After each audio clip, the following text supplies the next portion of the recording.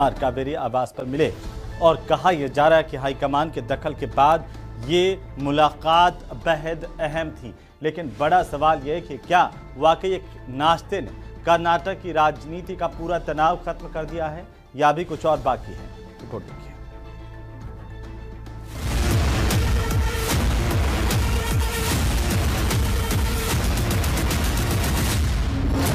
कर्नाटक में सत्ता साझा करने को लेकर पिछले कई दिनों से जारी हलचल आज एक ब्रेकफास्ट मीटिंग तक पहुंच गई। हाईकमान के स्पष्ट निर्देश के बाद मुख्यमंत्री सिद्धारमैया ने डिप्टी सीएम डीके शिवकुमार को कावेरी में नाश्ते पर बुलाया। दोनों नेताओं ने कैमरे के सामने मुस्कुराकर एकता दिखाने की कोशिश की, लेकिन भीतर का तनाव जस का तस दिखाई दिया। हालांकि मैसेज यही दिया गया कि सब कुछ ऑल इज वेल है। सिद्धारमैया की तरफ से कहा गया एकता बनी रहेगी, हमारे बीच कोई मतभेद नहीं है। आला कमान जो कहेगा वो होगा। 2028 के चुनाव तक साथ चलेंगे।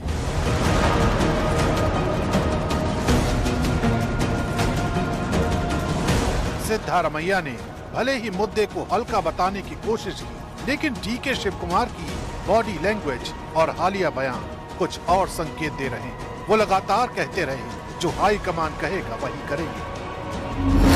डीके शिवकुमार कहते हैं लोगों के भरोसे और सिद्धारमैया की सोच के दम पर सरकार मजबूती से काम कर रही है। विपक्ष का सामना करने की रणनीति भी तैयार है। हाई कमान ने जो कहा मैंने मान लिया, अगर इंतजार करने को कहा तो मैंने इंतजार किया, आगे भी वही करेंगे। डीके शिवकुमार का दावा है कि पार्टी में कोई गुटबाजी नहीं है। वे खुद को पार्टी का वफादार सिपाही बताते हुए कहते हैं कांग्रेस को 2028 में फिर से सत्ता में लाना हमारा लक्ष्य है।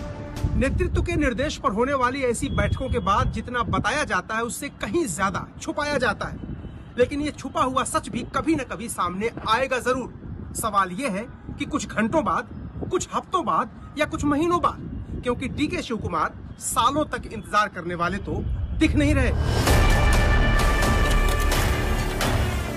कर्नाटक की राजनीति में ये लाइन सिर्फ सम्मान नहीं बल्कि इंतजार का इशारा भी मानी जा रही है, खासकर 2025 की वादा कुर्सी बहस के बीच। इसी विवाद और डैमेज कंट्रोल के बीच शिवसेना उद्धव गुट की सांसद प्रियंका चतुर्वेदी भी सामने आई। उन्होंने कहा विवाद को मीडिया ने जरूरत से ज्यादा बढ़ा दिया। चर्चा सब जगह हो रही है, मीडिया में ज्यादा हो रही है, आपस में उनके इतनी नहीं हो रही होगी जितना मीडिया उसको तूल दे रही है। और उसमें स्पष्ट किया है, कांग्रेस पार्टी ने भी स्पष्ट किया है कि इस पे बातचीत होगी, इस पे निर्णय लिया जाएगा। और उनका जो कमिटमेंट है कर्नाटका की जनता के साथ है। कर्नाटका की जनता को जो जो वादे किए थे वो पूरी करने की बात है। 5 साल के लिए एक बड़ा मैंडेट मिला है, उसकी जिम्मेदारी वो समझ रहे हैं।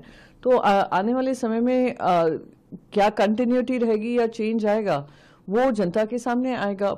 तो क्या ब्रेकफास्ट मीटिंग ने कर्नाटक की राजनीति को शांत कर दिया? साफ ये है तनाव दब गया, खत्म नहीं हुआ।